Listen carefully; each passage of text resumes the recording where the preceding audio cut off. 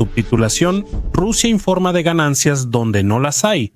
Oculta a sus muertos que yacen al borde de las carreteras de acceso en Pokrovsk, Kupiansk y otras ciudades. Y al mismo tiempo actúa como si no hubiera problemas en el país. Mientras cada día una refinería, un depósito, una central termoeléctrica o una subestación son atacados, el rublo vale menos, la inflación es alta y el nivel de vida es peor que antes de la guerra, y la operación especial lleva 1.364 días más allá del objetivo de 3 días. Mientras Rusia lamenta más de 1 millón de bajas que harán falta en la economía y en el país. En el otro lado del mundo hay un presidente cuyo ego sigue herido porque no recibió el Premio Nobel de la Paz y cuyos votantes y partido lo mencionan cada vez más seguido, que no ha podido terminar la guerra que prometió acabar en 24 horas.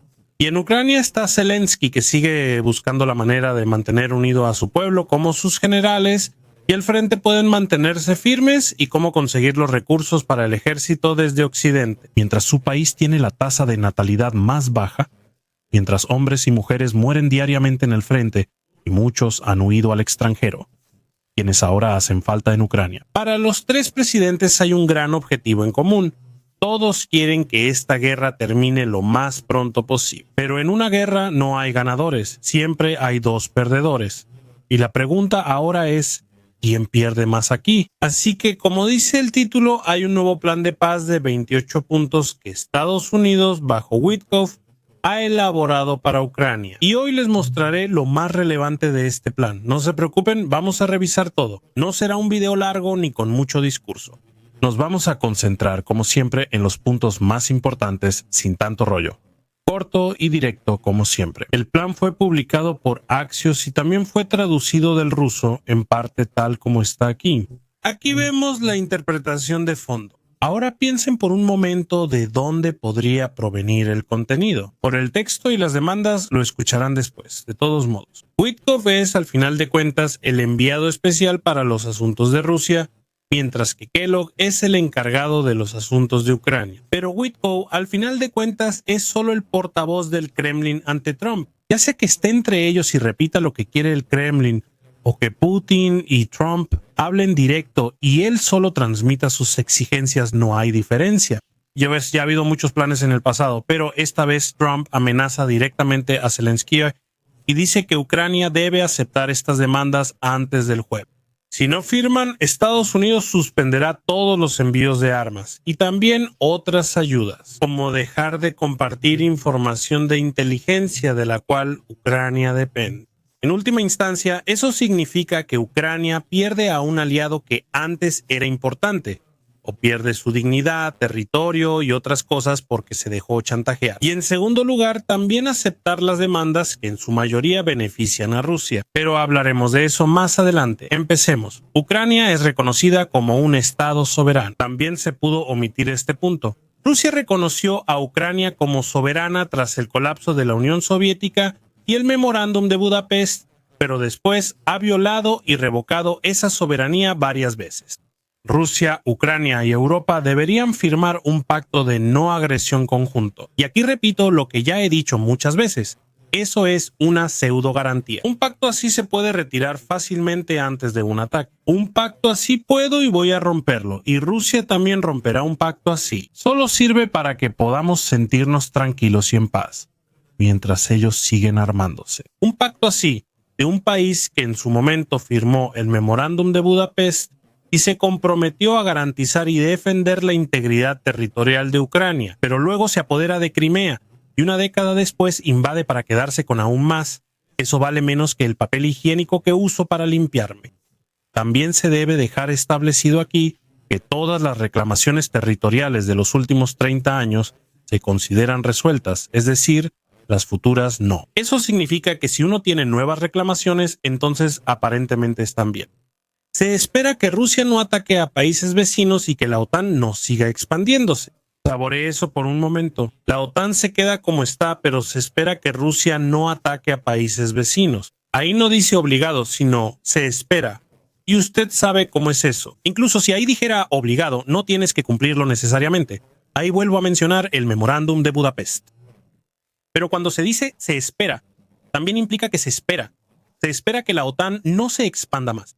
Pero esa fue una de las narrativas que Rusia usó para iniciar la invasión. Ellos no querían una expansión de la OTAN, y ahora de ambos lados se espera que eso no suceda.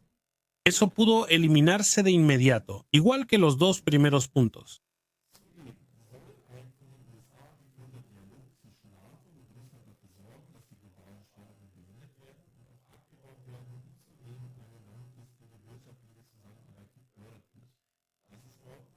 El puente Trice, Pashmani per Clever Enterbeyer.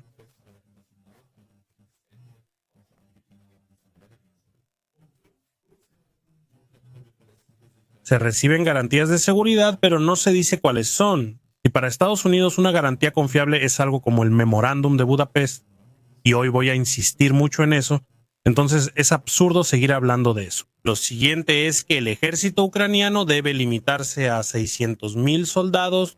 Eso es aproximadamente 250,000 soldados menos que actualmente, y la mitad de soldados de los que Rusia tendría planeados en sus fuerzas armadas. Me adelantaré un poco. En este documento no habrá ninguna restricción para los rusos en cuanto al tamaño de su ejército, solo para los ucranianos. Y eso beneficia a Rusia, que tiene un gran ejército, ya que no tienen que someterse a ninguna restricción. Y en los últimos años, después de que termine una guerra, de todos modos seguirán armándose y fortaleciéndose, tal como ellos mismos lo anunciaron, mientras que Ucrania tendrá un ejército relativamente pequeño que sería inferior ante un nuevo ataque, especialmente con garantías de seguridad poco claras. Tampoco podrán sostener un ejército de 600,000 hombres, al menos no por sus propios medios. Si no pagamos al ejército, la situación empeora. Muchas personas están en el extranjero, muchas fábricas y grandes partes de la industria están destruidas o en la zona ocupada. El país necesita trabajadores, no 600,000 soldados que apenas podemos pagar. Cuando se tienen que reparar todos los daños en el país, y también se debe reactivar la economía.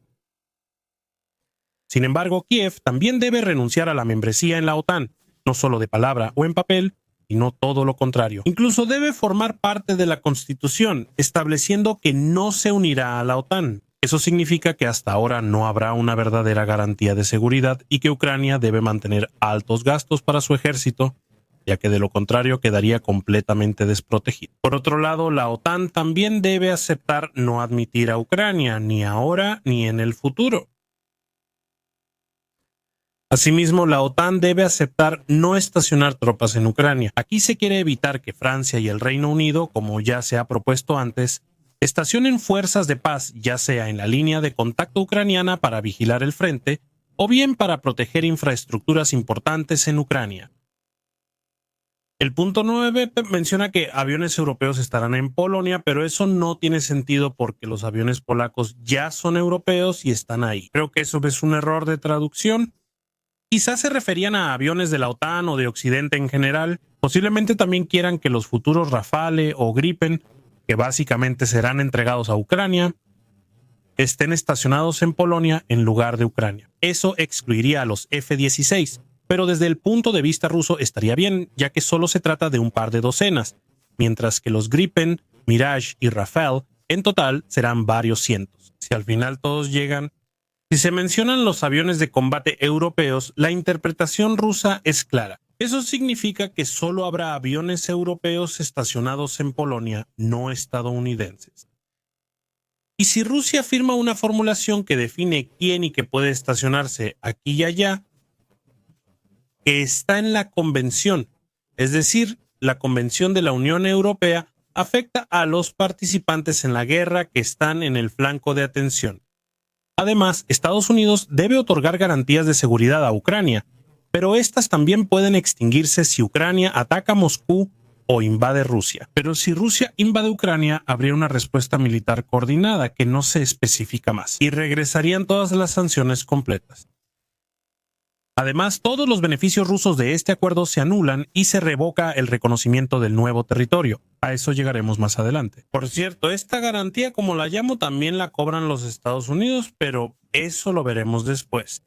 Ucrania obtiene el derecho de unirse a la Unión Europea y recibe un acceso limitado al mercado mientras se revisa su solicitud. Eso, por supuesto, es muy interesante, ya que el contenido del tratado proviene más o menos de Rusia y Ucrania tiene que firmarlo, y Estados Unidos también. Se sientan en esa mesa pero no tengo conocimiento de que la Unión Europea tuviera voz en este punto. Entonces, básicamente obliga a la Unión Europea a asegurar a Ucrania acceso al mercado. También se debe crear un paquete poderoso para la reconstrucción de Ucrania, en el que Estados Unidos ayudará a mejorar, reconstruir y operar los gasoductos en Ucrania. También la creación de un fondo para industrias de rápido crecimiento, centros de datos e inteligencia artificial, reconstrucción de zonas afectadas por la guerra, modernización de ciudades y áreas residenciales, y promoción de la extracción de minerales naturales. Y, además, el Banco Mundial también debe crear un paquete de financiamiento para acelerar los esfuerzos. Eso lo clasifico igual que al principio. Por un lado, está bien que ya se estén planteando cómo se va a financiar la reconstrucción en el futuro. El siguiente punto dice que Rusia será reintegrada a la economía mundial y que las sanciones se reducirán gradualmente y finalmente se eliminarán. Rusia también firmará un acuerdo con Estados Unidos para impulsar inteligencia artificial, centros de datos y temas afines, como el Fondo de Inversión Ucraniano, así como la extracción de tierras raras en el Ártico. Y además, Rusia también será invitada nuevamente a unirse al G8, que hemos deducido hasta ahora. Estados Unidos y Rusia quieren mejorar sus relaciones y, sobre todo, ahora se están vinculando entre sí a través de muchos acuerdos. Y si Rusia volviera a atacar a Ucrania, entonces todavía sería menos del interés de Estados Unidos hacer algo en contra de un buen socio comercial con quien ahora comparte muchas tecnologías y ha construido juntos muchas ramas de producción. Y ahí Ucrania no puede competir ni ofrecer una buena alternativa. Eso hace que cualquiera de las garantías anteriores sea peligrosa o al menos las debilita. Estados Unidos liderará la inversión de $100,000 millones en activos rusos congelados para la reconstrucción de Ucrania. Estados Unidos obtendrá el 50% de las ganancias de estas medidas. Europa deberá aportar otros $100,000 millones para aumentar el volumen de inversión para aumentarlo. Otros activos congelados se destinarán a una inversión separada entre Estados Unidos y Rusia, para no darle a Rusia incentivos para iniciar otra guerra. Aquí vuelven a decidir sobre fondos en Europa y provenientes de Europa, sin que Europa tenga voz en el asunto. Además, Rusia y Europa tendrían que pagar para que Estados Unidos reciba el 50% de las ganancias futuras. Ucrania, Rusia y Europa no obtendrán nada, mientras que solo Estados Unidos evitará pérdidas financieras. Estados Unidos y Rusia trabajarán en un grupo conjunto para abordar las preocupaciones de seguridad y se asegurarán de que estos puntos se cumplan en un tratado. Rusia establecerá por ley que habrá una política de no agresión contra Ucrania y Europa. Eso no tiene ningún valor. Ustedes mismos saben por qué. Memorándum de Budapest. Estados Unidos y Rusia extenderán el tratado de no proliferación y control de armas nucleares. Ucrania se compromete a seguir siendo un estado no nuclear.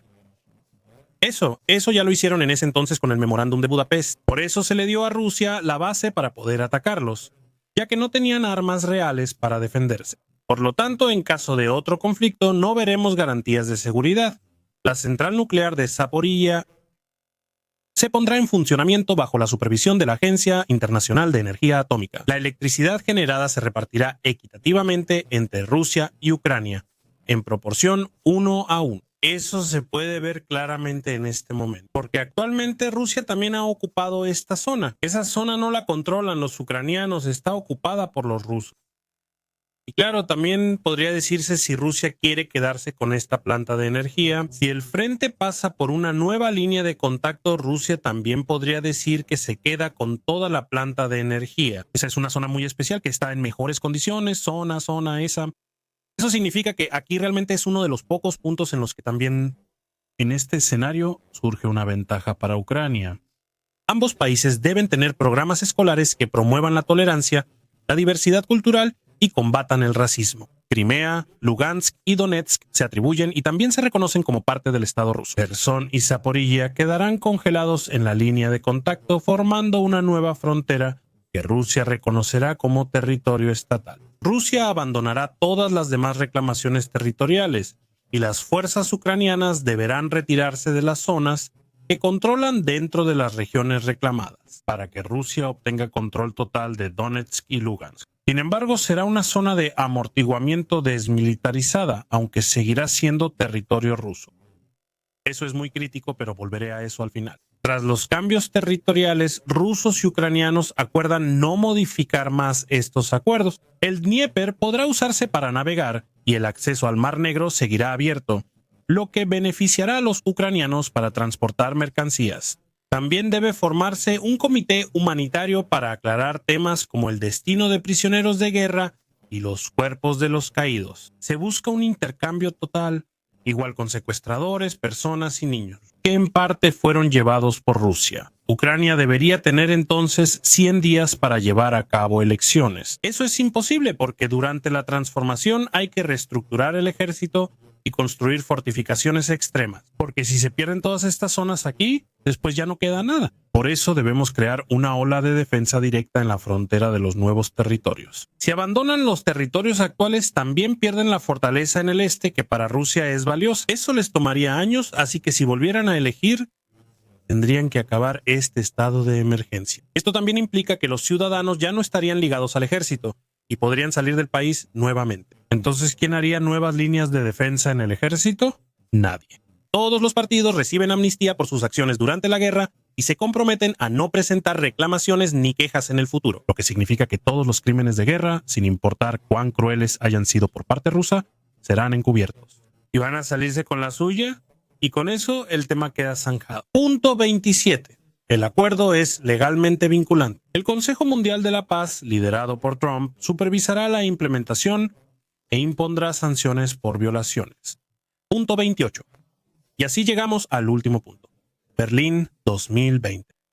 Tan pronto como todas las partes hayan dado su consentimiento, se iniciará un alto al fuego inmediato para cumplir con los puntos del acuerdo. Ese quizás sea uno de los pocos puntos razonables en esta propuesta. ¿Qué tenemos ahora? Resumido brevemente. Tenemos muchas ventajas para Estados Unidos y Rusia, muchas desventajas para Ucrania y Europa. En esto debemos pensar exactamente en una cosa. Si Estados Unidos se retirara, casi no habría diferencia en cuanto al suministro de armas, porque prácticamente todo lo que se entregó bajo Trump vino en realidad de ambos. Ahora me refiero solo al suministro de armas y no a más, porque la falta de información de inteligencia sigue siendo muy dolorosa. Por otro lado, Rusia necesitaría aún años para conquistar este pequeño territorio aquí, que los ucranianos perderían a través del tratado. Así que no es mala la probabilidad de que a Rusia no le iría necesariamente peor con una guerra larga y prolongada. Así que mi recomendación sería eliminar varios puntos del tratado, obtener garantías reales o rechazarlo, ya que, como dije, no es casualidad que este tratado aparezca ahora con estas condiciones. Gracias por escuchar. Especial agradecimiento a los miembros del canal, la tripulación de Algo y al teniente coronel Reneke. Hasta el próximo video AR de Texto.